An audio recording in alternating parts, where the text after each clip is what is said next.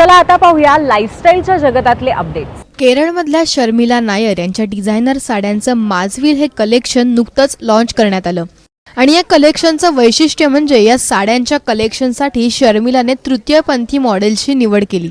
समाजामध्ये तृतीयपंथीयांना दुर्लक्षित केलं जातं, परंतु त्याच तृतीयपंथीयांकडे लक्ष वेधून घेण्याचं काम फॅशन डिझायनर शर्मिला नायर यांनी केलं। क्विरल या केरळमधल्या तृतीयपंथीयांसाठी काम करणाऱ्या संस्थेमधून या मॉडेलची निवड करण्यात आली। सरकार तर तृतीयपंथीयांसाठी उपाययोजना करतच आहे, पण आपणही समाजाचा भाग म्हणून काहीतरी केलं पाहिजे या हेतूने शर्मिला नायर यांनी तृतीयपंथी मॉडेलची निवड केली।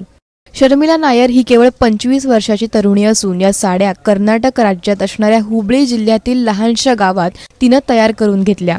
तिनं 7 महिन्यांपूर्वीच रेड लोटस हे तिच्या साड्यांचं कलेक्शन लॉन्च केलं होतं। या साड्यांची किंमत साधारणतः 1500 ते 2500 रुपये इतकीच आहे।